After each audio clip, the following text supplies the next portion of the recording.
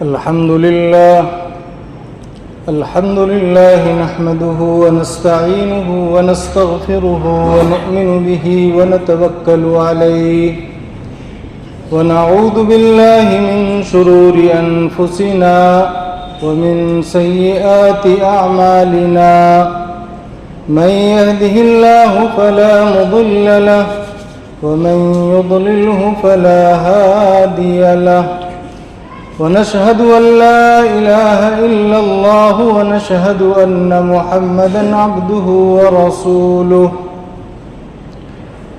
أما بعد فأعوذ بالله من الشيطان الرجيم بسم الله الرحمن الرحيم هل يستوي الذين يعلمون والذين لا يعلمون وقال النبي صلى الله عليه وسلم ما نحل والد ولدا أفضل من أدب حسن أو كما قال النبي صلى الله عليه وسلم صدق الله العظيم وصدق رسوله النبي الكريم ونحن على ذلك لمن الشاهدين والشاكرين والحمد لله رب العالمين. بزرگوں، بھائیوں، رمضان کے بعد مدرسے کھلتے ہیں اور ہندوستان کی مختلف جگہوں سے، مختلف صوبے سے، اسٹیٹ سے طلباء ایک دوسرے مدرسے میں جاتے ہیں، داخلہ لیتے ہیں. ذہن میں آیا کہ یہ جو مدارس اسلامیہ ہیں یہ کیا ہیں اور مسلمانوں کے لیے یہ مدرسے کتنے ضروری ہیں. ہمارے بڑوں نے، بزرگوں نے ان مدرسوں کو کیوں قائم کیا تھا اور اس وقت کے حالات کیا تھے. اگر یہ مدرسے ختم کر دیے گئے، ان مدرسوں پر دشمنوں کی ناپاک نظریں پڑ گئی تو مسلمانوں کو اس کا کیا نقصان ہوگا. آپ حضرات جانتے ہیں اس ملک پر سینکڑوں سال تک مسلمانوں کی حکومت رہی. جب انگریزوں نے اس ملک پر قبضہ کیا، قبضہ کرنے کے بعد دھیرے دھیرے سازش کے تحت اس ملک پر قبضہ کرتے رہے اور اس ملک پر اپنی ناپاک نظر ڈالتے رہے. ایک وقت وہ آیا کہ انگریز ہندوستان میں بہت مضبوط ہو گئے.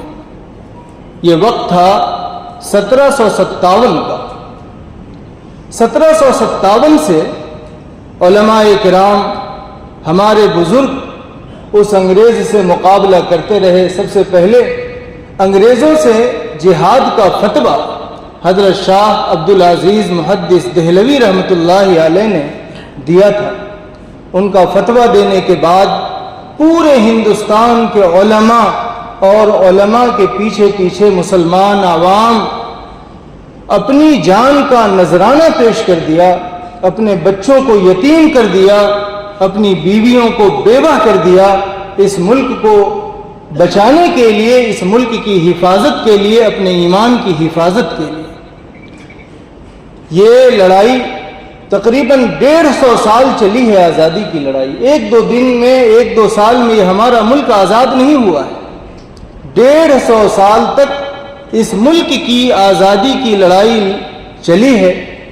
اور آپ کو میں بتاؤں کہ تاریخ یہ ہمیں بتاتی ہے، ہسٹری جب ہم پڑھتے ہیں تو یہ بات ہمیں معلوم ہوتی ہے کہ 150 سال میں 100 سال تک صرف اور صرف علماء کرام، بزرگان دین اور مسلمانوں نے اس ملک کی آزادی کے لیے لڑائی لڑی. ہمارے جو دوسرے بھائی ہیں وطن کے، ان کا نام اگر کہیں اس ملک کی آزادی میں ملتا ہے تو اخیر کے 50 سال میں، شروع کے 100 سال میں صرف اور صرف علماء کرام ہیں اور ان کے پیچھے مسلمان عوام. لڑائی لڑتے رہے, لڑائی چلتی رہی. 1857 100 سال گزر گئے, 1857 آ گئے. 1857 کی تاریخ جس کو انگریز لوگ غدر کہتے ہیں, 1857 میں انگریزوں نے علماء کرام کو گاجر مولی کی طرح کاٹ دیا, قرآن کریم کی بے حرمتی کی. اور اس وقت جہاں بھی قرآن کریم کی تعلیم دی جاتی تھی, اللہ رسول کا نام لیا جاتا تھا, سب کو شہید کر دیا, توڑ دیا, ختم کر دیا, بلڈوزر چلا دیا.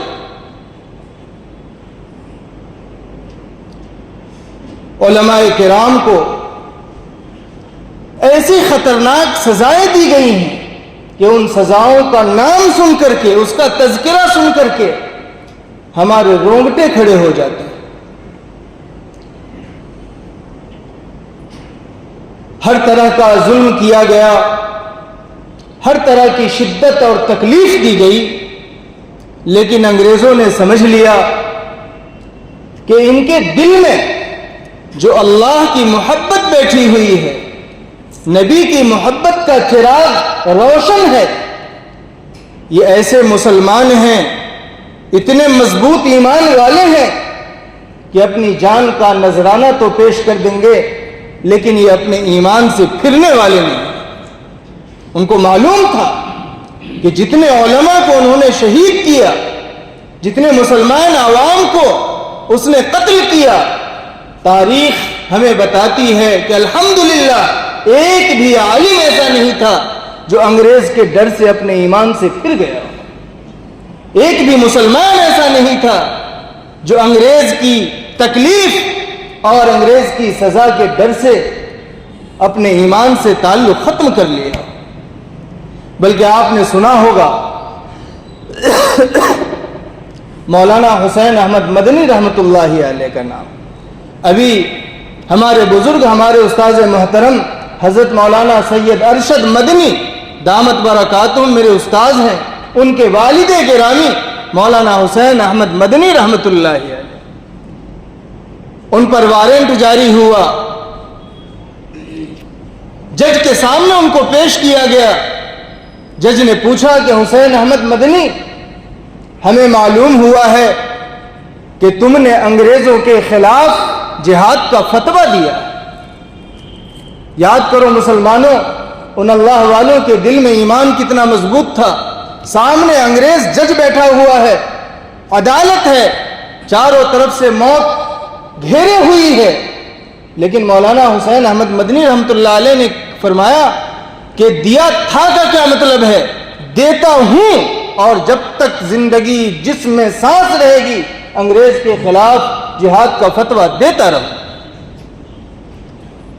انگریز جج نے کہا کہ تمہیں معلوم ہے کہ انگریزوں کے خلاف جہاد کا فتویٰ دینے کی کیا سزا ہوتی ہے؟ مولانا حسین احمد مدنی رحمۃ اللہ علیہ نے فرمایا کہ تم کیا سزا دینا چاہتے ہو؟ یہ دیکھو, حسین احمد مدنی جب دیوبند سے چلا تھا تو اپنا کفن ساتھ میں لے کر کے آیا تھا. یہ ایسے جواب تھے جن کو سن کر کے انگریزوں نے سمجھ لیا تھا کہ ان کو قتل کر کے, ان کو سزا دے کر کے, ان کو آگ میں جلا کر کے, آگ میں تڑپا کر کے ہم کبھی بھی ہندوستان پر حکومت نہیں کر سکتے, ان مسلمانوں کو نہیں مٹا سکتے.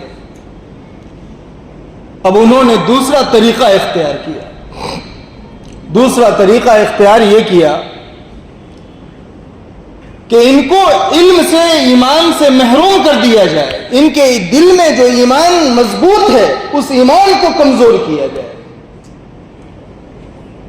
لندن سے, یو کے سے بڑے بڑے عیسائی پادری لائے گئے.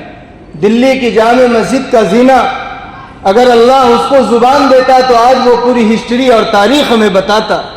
وہ بے زبان زینہ تاریخ میں آتا ہے کہ عیسائی کرسچن پادری وہاں زینے پر کھڑے ہو جاتے اور مسلمانوں کے سامنے عیسائی کی تبلیغ کرتے تھے. لندن سے انگریزوں نے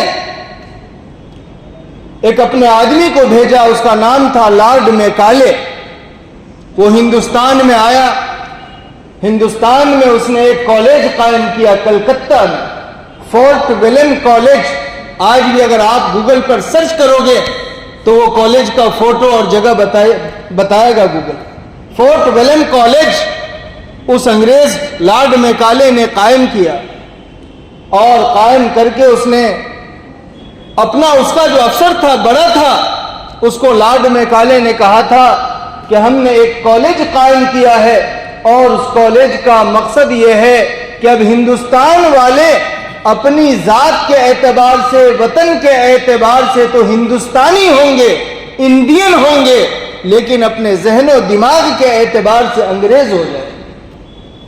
مرتد بنانے کی شکل تھی۔ جب ہمارے اکابر کو اور یہ کالج قائم کیا گیا، اور پورے ہندوستان میں اس کے جو پرچار کرنے والے تھے، گلی گلی، محلے محلے، گاؤں گاؤں گھوم کر کے پرچار کرتے تھے۔ عیسائی لوگ مسلمانوں کے اندر یہ اعلان کرتے تھے کہ تم اپنا بچہ مجھے دو، اپنی لڑکی ہمیں دو، ہم تمہارے بچے کو فری میں پڑھائیں گے، فری میں کھلائیں گے، فری میں کتابیں دیں گے، فری میں کپڑے دیں گے، ہم تمہارے بچے کو، تمہاری بچیوں کو بڑے بڑے پوسٹ دیں گے، بڑا بڑا عہدہ دیں گے، بڑی بڑی ڈگری دیں گے۔ ہمارے اکابر اس وقت اللہ تبارک و تعالیٰ ان کی قبروں کو نور سے بھر دے۔ مولانا قاسم نانوتوی رحمۃ اللہ علیہ، ان کے جو زمانے میں حاجی امداد اللہ مہاجر مکی رحمۃ اللہ علیہ اور بڑے بڑے علماء کرام تھے، ان کو بڑی فکر لاحق ہوئی کہ ایک طرف جنگ آزادی میں ہزاروں ہزار علماء کو قتل کر دیا گیا، اور دوسری طرف اب مسلمانوں کے بچوں کو مرتد بنانے کی شکل اختیار کی گئی ہے۔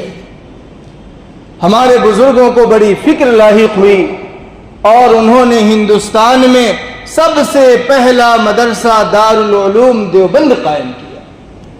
دارالعلوم دیوبند یہ ہندوستان کا سب سے پہلا مدرسہ ہے جو عوام کے چندے پر قائم کیا گیا تھا۔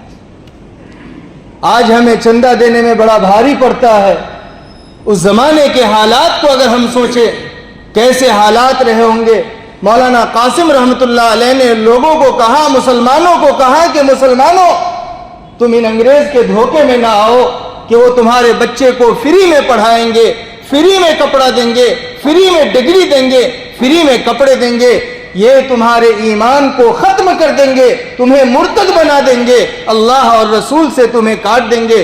تم اپنا بچہ ہمیں دو، ہم تمہارے بچے کو فری میں دینی تعلیم دیں گے، ان کے دل میں ہم اللہ اور رسول کی محبت بیٹھائیں گے، اور ہم تمہیں اپنے بچے کو حافظ بنا کر کے، عالم بنا کر کے، مفتی بنا کر کے، دین کا سپاہی بنا کر کے ہم تمہارے حوالے کر دیں۔ اس زمانے سے دارالعلوم دیوبند، اللہ اس کی حفاظت فرمائے، دارالعلوم دیوبند قائم ہوا۔ الحمدللہ ہمارے بزرگ اپنے مقصد میں، بزرگان دین اپنے مقصد میں 100% کامیاب ہیں، اور پورے ہندوستان میں بلکہ پوری دنیا میں جتنے مدرسے ہیں اور جتنے علماء ہیں، ان کا تعلق ڈائریکٹ یا انڈائریکٹ دارالعلوم دیوبند سے۔ یا تو ڈائریکٹ وہ دارالعلوم دیوبند کے پڑھے ہوئے ہیں، یا دارالعلوم دیوبند کے پڑھے ہوئے سے انہوں نے پڑھا ہے، ڈائریکٹ یا انڈائریکٹ۔ اللہ کا احسان دیکھیے، کتنا بڑا فضل ہے۔ مفتی تقی عثمانی صاحب دامت برکاتہم پڑوسی ملک کے ہیں، بہت بڑے عالم ہیں، دنیا کے 6 کے 6 بر اعظم کا انہوں نے سفر کیا ہے، بار بار گئے ہیں۔ انہوں نے فرمایا کہ میں دنیا کے جس کونے میں گیا، وہاں مجھے دارالعلوم دیوبند کا ڈائریکٹ پڑھا ہوا یا انڈائریکٹ پڑھا ہوا دنیا کے ہر کونے میں مجھے ملا ہے۔ اللہ تبارک و تعالیٰ نے کتنا اس کا فیض عام کیا۔ یہ مدارس اسلامیہ ہیں۔ آج جو ہم مسجدوں میں بیٹھے ہوئے ہیں، ہمارے دل میں کچھ ایمان ہے، ہمارا معاشرہ اسلامی کچھ بھی نظر آتا ہے وہ دین ہے ہمارے بزرگوں کی، جو انہوں نے مدارس اسلامیہ کو قائم کیا، اور مدارس اسلامیہ کو قائم کر کے ہمارے بچوں کو ہم سے تشکیل کی کہ ہمیں اپنا بچہ دو، ہم اس بچے کو عالم دین بنا کر تمہارے حوالے کر دیں۔ یہ اسی کی دین ہے۔ اس لیے میرے بھائیوں، ان مدارس کی ہر قسم کا جب بھی موقع ملے تعاون کرنا چاہیے، اور جب تعاون کا موقع نہ ہو تو کم سے کم اللہ تبارک و تعالیٰ سے اس کی حفاظت کی دعا کرنی چاہیے۔ اسی لیے آپ دیکھتے ہو کہ ہر دشمن طاقت کو یہ معلوم ہے کہ یہ مسلمان کے دل سے ڈائریکٹ اللہ اور رسول کی محبت کو نکالنا ممکن نہیں ہے، اسی لیے ان کا حملہ مدارس اسلامیہ پر ہوتا ہے۔ آج سے نہیں بلکہ میں نے بتایا انگریز کے زمانے سے ہی ان کا حملہ مدارس اسلامیہ پر ہے۔ کبھی مدارس اسلامیہ کے بارے میں کہتے ہیں کہ یہ دہشت گردی کا اڈا ہے، وہاں پڑھنے والے ایسے ویسے ہوتے ہیں، ان کو کچھ نہیں آتا ہے۔ کبھی آپ دیکھتے ہو کہ مدرسے کے سروے کا حکم دیا جاتا ہے، یہ کچھ بھی نہیں ہے۔ مدارس اسلامیہ کو دوسروں کی نظر میں مشکوک بنانا ہے، بدنام کرنا ہے، مدرسے میں پڑھنے اور پڑھانے والوں کو دوسروں کی نظروں میں بدنام کرانا ہے۔ اس لیے دشمنوں کی بری نظر مدارس پر پڑ چکی ہے۔ ہم اپنی ہر دعا کا یہ حصہ بنائیں کہ اللہ پوری دنیا میں جہاں جس لائن سے دین کی خدمت ہو رہی ہو، مولا اس ادارے کی، اس مدرسے کی حفاظت کرنا، ہمیں اس کی حفاظت کی دعا کرنی چاہیے۔ اور اس کے ساتھ ساتھ میں نے ابھی آپ کو بتایا کہ ہمارے اکابر نے مدرسے کیوں قائم کیے تھے، تاکہ ہم اپنے بچوں کو پڑھائیں، ہم اپنے بچوں کو دین کی تعلیم دیں۔ یہ زمانہ بڑا خطرناک چل رہا ہے۔ اگر ہم اپنے بچوں کو مکتب میں دین کی تعلیم نہیں دلائیں گے، مدرسوں میں دین کی تعلیم نہیں دلائیں گے، کس موڑ پر، کس نکڑ پر وہ اللہ اور رسول سے اپنا ناطہ توڑ لے گا، کچھ نہیں کہا جا سکتا۔ آپ دیکھتے ہو اسکول میں کیسے کیسے نصاب لائے جا رہے ہیں، سوریہ نمسکار، وندے ماترم، نعوذ باللہ، اور کیا کیا سب سکھائے جا رہے ہیں۔ بالکل ایسے حالات اور ایسا ماحول پیدا کر دیا گیا ہے کہ اگر ہم اپنے بچے کے دل میں مکتب سے اللہ اور رسول کی محبت نہیں بیٹھائیں گے، اس کا دل محبت سے خالی ہوگا، اور ایسے دل کے ساتھ جب وہ اسکول میں جائے گا، کالج میں جائے گا، یونیورسٹی میں جائے گا، تو دنیا کی ڈگری تو مل جائے گی لیکن آخرت کے اعتبار سے وہ دین سے دور ہو چکا ہو۔ اس لیے میرے بھائیوں، اسلام کسی بھی تعلیم کی مخالفت نہیں کرتا ہے، چاہے وہ دین کی تعلیم ہو، چاہے وہ دنیا کی تعلیم ہو۔ اپنے بچوں کو میں تو کہتا ہوں کہ آپ کے بچے کا ذہن، مائنڈ جس لائن میں چل رہا ہو اسی لائن میں اس کو آگے بڑھائیں، حافظ بنائیے، عالم بنائیے، مفتی بنائیے، قاری بنائیے۔ جہاں ان کی ضرورت ہے ہمیں، وہی اچھے ڈاکٹر کی بھی ضرورت ہے، وہی اچھے ایڈوکیٹ کی بھی ہمیں ضرورت ہے، وہی اچھے انجینئر کی بھی ہمیں ضرورت ہے، وہی اچھے سائنسدان کی بھی ہمیں ضرورت ہے۔ آپ تاریخ کو، اسلام کی تاریخ کو پڑھ کر دیکھیے، کتنے بڑے بڑے ڈاکٹرز، حکیم، حکماء مسلمان گزرے ہیں، کتنے بڑے بڑے سائنسداں مسلمان گزرے ہیں۔ اس لیے اپنے بچے کو جو بنانا ہو بنائیے، لیکن میری آپ حضرات سے درخواست ہے کہ پہلے اس کو مسلمان بنائیے، پہلے ایمان والا بنائیے۔ جب وہ ایمان کے ساتھ، اسلام کے ساتھ ڈاکٹر ہوگا تو دنیا کے جس کونے میں چلا جائے گا اپنے ایمان کے ساتھ رہے گا، ایمان کا سودا نہیں کرے گا۔ جب وہ ایمان کے ساتھ انجینئر بنے گا، یونیورسٹی میں جائے گا، کالج میں جائے گا، اس کے چلنے پھرنے کو دیکھ کر لوگ کہیں گے کہ یہ لگتا ہے کہ محمد کا کوئی غلام جا رہا ہے۔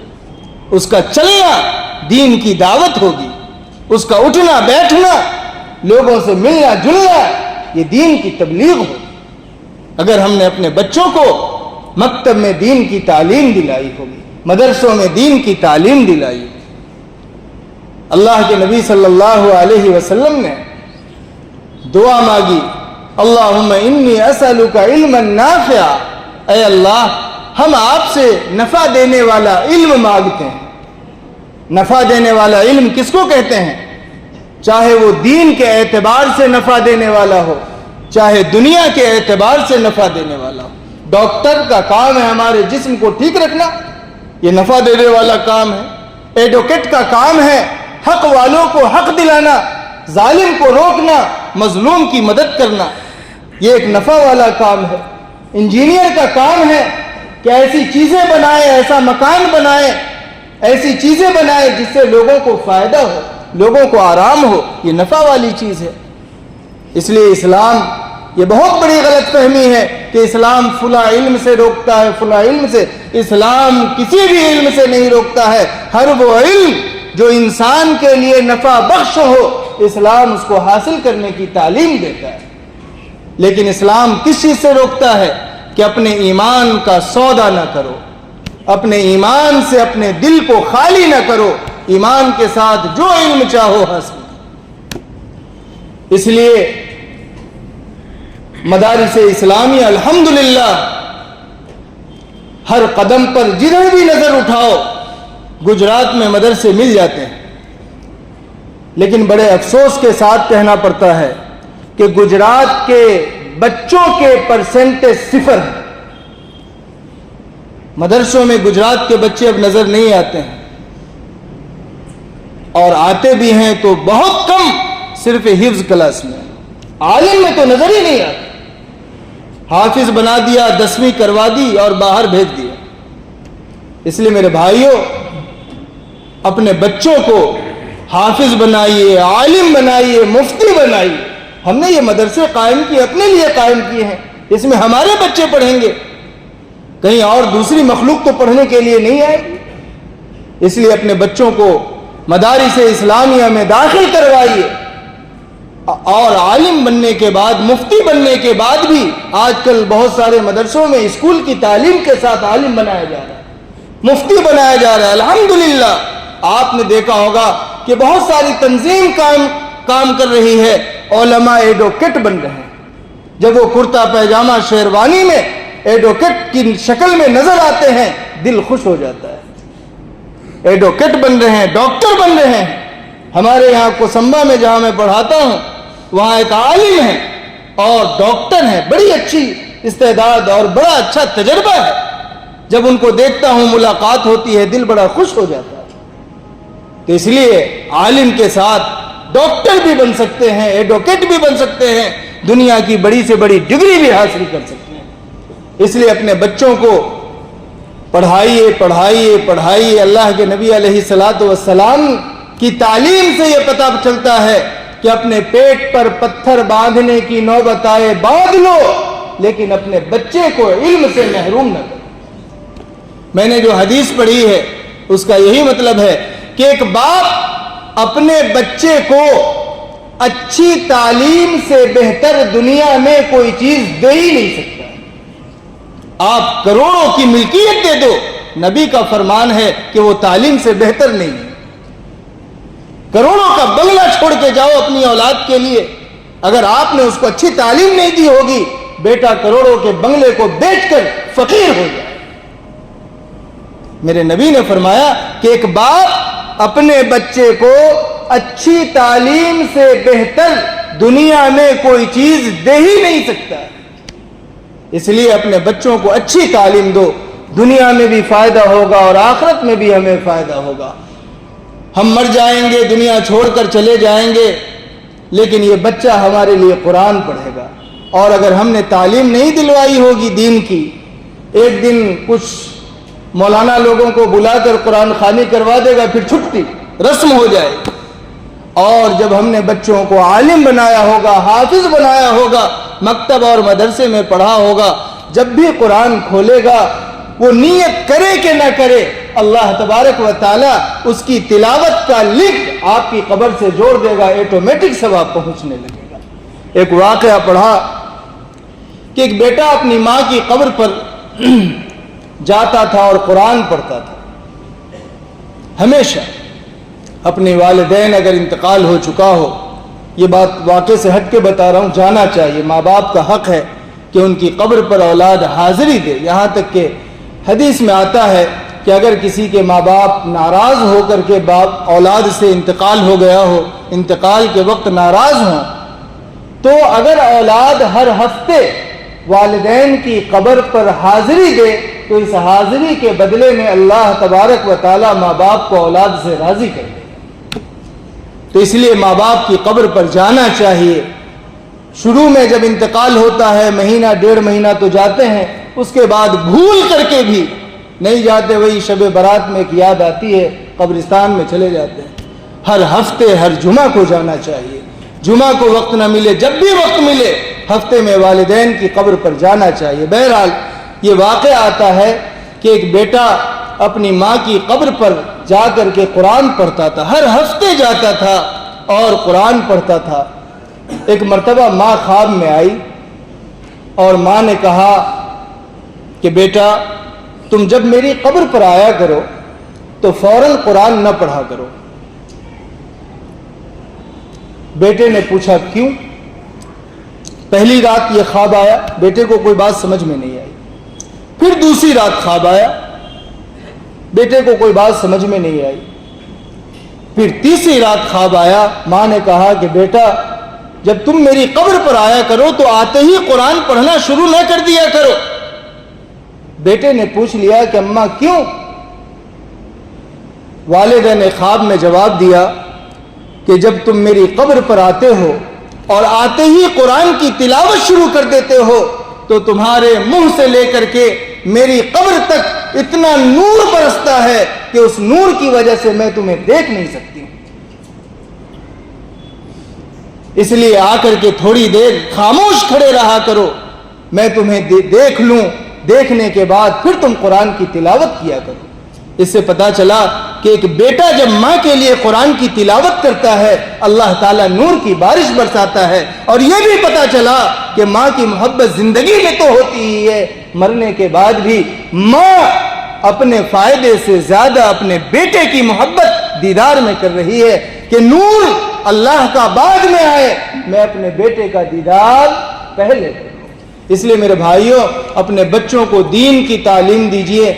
دین کی تعلیم اگر ہوگی تو اللہ تعالیٰ ہمیں دنیا میں بھی نیک نام کرے گا اور آخرت میں بھی نیک نام کرے گا۔ اللہ تبارک و تعالیٰ مجھے بھی اور آپ کو بھی ان کہی سنی ہوئی باتوں پر عمل کرنے کی توفیق نصیب فرمائے۔